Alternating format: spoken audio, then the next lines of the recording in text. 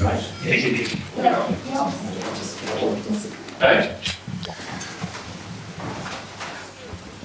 Good afternoon all. Hope everyone's well.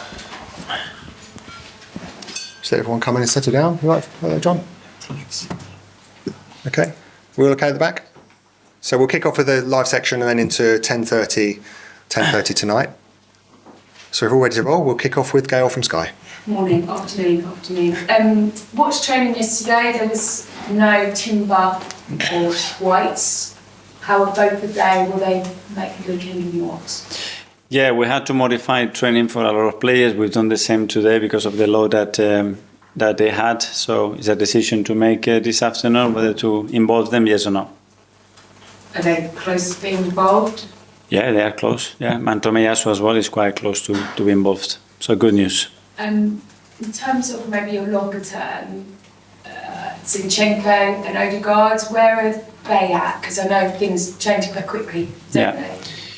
Alex probably after the international break, if everything goes well, is progressing really well. And Martin, very difficult because I expected to still with the boot and a lot of things. And he's working so hard and he's feeling good and he's pushing it. So difficult to give a timeline.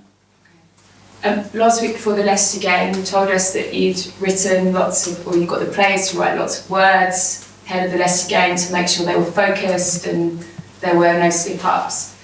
I wonder how much you've had to reinforce that because it's another game of another big week where you simply can't afford to drop any points, can you?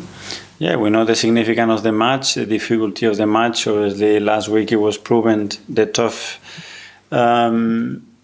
schedule that we have and that any opponent can cause you problems. And even when you think that the game is under control, the game can get out of your hands immediately. So it was a good thing probably to happen the way it ended up. And we know the quality of Southampton, in my opinion, a team that is extremely well coached, that they have a very clear philosophy. They've been very unlucky, not to have many more points because there were moments in the game that they were far better than the opponent.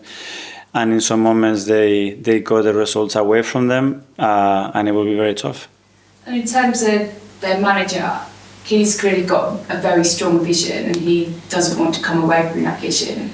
When you arrived, you knew what you wanted your team to look like and you stuck by it through really tough times. And I guess it's paid off for you and sometimes it will pay off in the end. It's a hard balancing act, isn't it? Yeah, but I love that kind of behavior. At the end, you have to do what you feel. And he's proven that his philosophy is extremely successful. What he did with Swansea, what he did with Southampton. I think last year there were 25 games unbeaten. It was a joy to play that towards that team play. The same with Swansea. And that's it. And for what I've seen, they deserve much more than what they have already. But this is the Premier League and the small details are so important to get results. Just finally, Aaron Ramsdale, he's back. I wondered if you'd spoken to him at all since his move? Yeah, obviously I called him straight away after I got the news at the end and he was really happy. He's a player that we loved a lot, that very charismatic, that he really put his fingerprints here at the club in the way that he was and it will be very good to see him. Vi from the Premier League. Yeah, good afternoon. I wanted to ask about the unbeaten run this season in all competitions and of course in the Premier because you are just one of two teams alongside City who remain unbeaten. I know you had some really good words to say about your side after the win over PSG as well. How important is that unbeaten run in terms of the momentum and confidence of this side? And do you feel that your team are becoming this sort of fearless side who can take on any team and take on any challenge? Well, that's what we are trying to do. Obviously, we had a really difficult fixture list after the international break. On top of that, a lot of unpredictable things happened in terms of injuries and players not being available. But we adapted. We look forward. I think we competed really well in all games. For sure, there are aspects that we have to still improve, but we are showing a lot of consistency, a lot of adaptability in the way that we can play and win games. And I think these are all very positive signs, but it's very early in the season still. You also, after the PSG game, praised Kai Havertz for obvious reasons. I mean, tomorrow, if he plays, which we assume he will make his 200th appearance in English football. He's obviously scored 6 goals, I think, in his last 6 home games. So why do you think we're seeing that consistency from him and that sort of understanding of his role on the pitch? First of all, because he's so good, because he wants it so much, and because he's surrounded by great players around him. And the fact that obviously he's gone through some difficult moments, I think he's just made him a better player and a better person, I think. Finally for me, tomorrow if you win, Arsenal will become just the second club after Manchester United to secure 400 home wins in the Premier League. I just wondered from your point of view, what does the Emirates Stadium mean to you and managing in that sort of arena? Huge privilege. Every time I'm sitting there and I'm surrounded by the players, our supporters, and being part of that incredible atmosphere. You know, it makes me proud that we have built something really special here that our people feel proud of, that the players enjoy what they do, and hopefully we can continue to win a lot of football matches. Ian, TalkSport. Hi Mikel, how are you? Hi, Ian. Good, thank you. We saw last week that it might not be always the top team where Arsenal need to be careful and play the best to win games. Sometimes it is the teams that you would, in inverted commas, sometimes underestimate, like Leicester, like Southampton. So how much more important is your team talk before you go out tomorrow than if you were to go out against someone like Man City or Man United, where it's probably done for you? Well, I don't think it's very needed at this level, because we know the quality and the opposition that we face every week in the Premier League, and they have seen in the last 2 days what they do, what we have to do against them to earn the right to play, and they are very aware that it's going to be a really tough match. You mentioned Russell Martin's philosophy. Can it be also the downfall of a manager not to be able to adapt? I mean, you've certainly adapted. I think Arsenal don't play just one style of football, one philosophy of football. I don't know, every manager had a choice to do that. What I can tell you that the results that he's proven are there. It's clear, very clear identity, very clear way of playing, and very successful. So it's up to the manager. What I can say, watching it, analysing it, that they are really good and that he's really good. Last one from me. You're unbeaten, City are unbeaten, Liverpool were the top. Is it already too early, or is it all right to say this is just a 3-race title? Super early. I think for me, we just started it. You can feel already the tension in every match, the importance of every match. But we are just in early October, so imagine. George, BBC. Mikel, just going back to Aaron Ramsdale, he had such a bond with the supporters. It was very impressive for you that season you signed him. Just as a manager, how hard is it to let someone go when you've decided it's time to move on? Yeah, it is, first of all, because I was very grateful for what he did. You know, when we signed him, obviously, it was a lot of noise around him. We helped him to create the environment that he needed because we believed in his potential. He showed it. He won the respect, admiration of all of us. And then the circumstances changed because this is elite sport and can happen. And then it was difficult to deal with that situation in a natural way. And we decided to part ways, and hopefully he's grateful as well.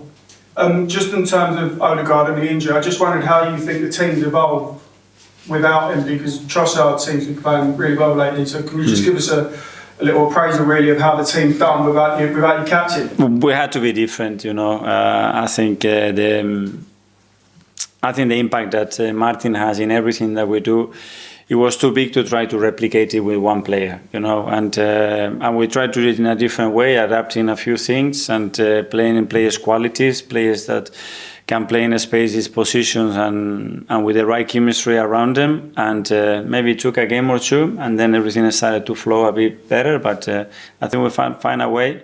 But we still miss him a lot because he's one of the most important players for us. And just on this unbeaten run you're on for 15 games now, just what have you made of Saliba and Gabriel and their partnership? Because it just keeps getting stronger and stronger, it seems, in the week. Yeah, obviously they are incredibly important for us, but I think the team has built that consistency and that capacity to win matches because the 11 players are so committed in every phase of play, and they have this hunger and desire to compete for every ball. Stephen? Hi. Everyone's talking about this brilliant unbeaten run, brilliant run of form that you're on. But you know, Leicester showed last weekend these games aren't always straightforward. Does that say how big of a test it is against Southampton? Yeah, every 3 days we have an unbelievable test. 3 days ago it was Paris. Before that it was Leicester. 2 completely different games, opponents, expectations, ways of playing, and adapt to that. Try to be ourselves, and certainly with the same ambition and determination to win the game. Jordan? Mikel, just going back to Martin, obviously there was a bit of concern about the creativity when he was out, but Trossard and Havertz playing as more of a front two. Is that something that you haven't considered switching the system like that, or has that just been enforced? Yeah, especially because I think we have to put players in positions and qualities that they can feel it, that they are in their strengths, and try to hide our weaknesses as much as possible. So without Martin, we have other things that we cannot do, but as well we are a bigger threat in other areas, and we have to make the most out of that. So is it made you more direct, do you think? Sorry? Has it made you more direct? In certain games, yes, but I don't think it was because of Martin, more because of the behaviour of the position. And just on Kai, you've always spoken about, you might not have a 30-plus goal striker in the squad, that it's about sharing the load.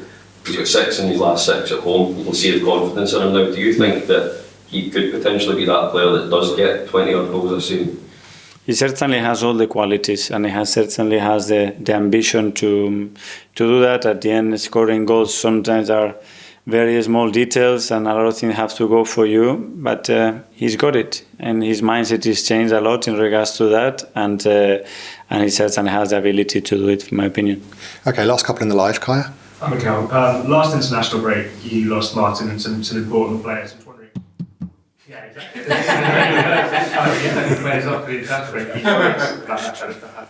Yeah, I prefer not to watch the game, nor listen to nothing, and just pray that everybody is going to be fine, because the last one, it was a really difficult one to handle in many ways. Do you think it's a bad idea to have these? There's so many international breaks in this first part of the season. It feels like every time we get going, so we get the momentum going, the international break just comes and stops that. What are your thoughts on that? It's been like this for years. We're not going to change that. It's part of the duties that they have, all the European teams, well, South Americans as well, is the same thing. But we have to adapt to that and hopefully be healthy. And Sir Alex used to have a thing where maybe if players were sort of on the verge of injury, maybe encourage them to not go off just because he's trying to achieve big things at club level. I wonder if you ever had a similar conversation with any of your players before they go off? Well, first of all, the players have to be healthy to go to the national teams. But when they are, all of them, when I spoke to them, they all want to be part of that. And it's normal, it's a huge privilege to represent your country. They all want to be involved. They all have their role. They don't want to lose it. And you have to understand that as well. Charles?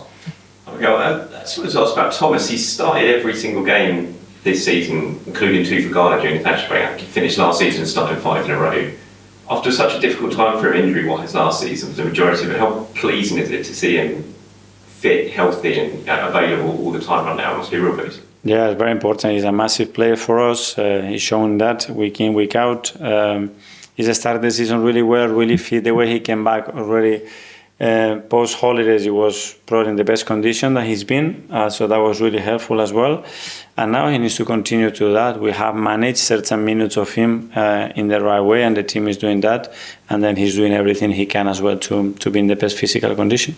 I thought Tuesday was arguably his best performance of the season on the ball, but off it as well. He just looked very, very fit, very strong. Do you think we're now seeing him back towards his best? Because I think it was a little thought that maybe we wouldn't see him back to that sort of level again because of the injury issues. It's about consistency, and obviously when you change certain habits and you want more consistency, things that doesn't happen overnight. And if in 2-3 weeks doesn't happen, you throw the towel, you're going to waste the next 2-3 years of your career. And he's doing everything he can to be in that. I think his work ethic has been better than ever. I think defensively he's been really solid. And with the ball, he had moments. And the other day probably was his most complete performance because he gave us everything that we want from him, and he can deliver that. Just lastly on that, it's his final year of his contract, obviously. Now you've added Mikel's squad, so there's extra competition there. Now, is there a case of him always kind of playing for his future now at the club over the next 12 months or so? No, we're playing to find our best version and to be the most competitive team that we can be and try to win every single game. Okay, guys, that finishes the live section. We're going to go at 10:30 tonight. We'll kick off with Jordan, please.